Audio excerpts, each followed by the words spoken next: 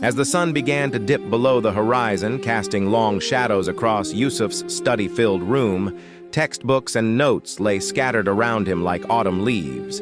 The clock on his wall seemed to tick louder with each passing second, a constant reminder of his upcoming final exam tomorrow morning. His eyes were heavy from hours of intense revision, and his mind was swimming with chemical equations and biological processes. That's when he heard the familiar sound of the adhan echoing through his neighborhood, calling for Maghrib prayer.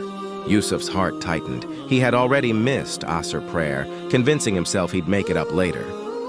"Just 5 more minutes," he had said then. Now the same thought crept into his mind. "I'm not ready yet. This chapter is crucial.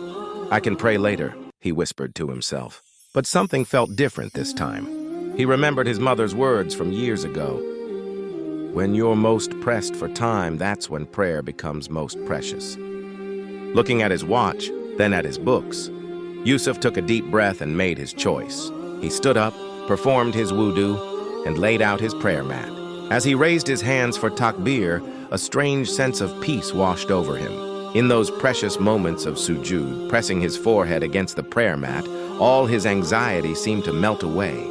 After completing his prayer, Yusuf returned to his desk with renewed focus. Somehow, the concepts that had seemed so complex before began to flow more naturally. It was as if a fog had lifted from his mind. The next day, not only did Yusuf perform well in his exam, but he discovered something far more valuable.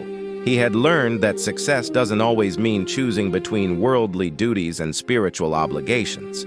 Sometimes the greatest achievement lies in trusting Allah's timing, even when our logical mind tells us otherwise.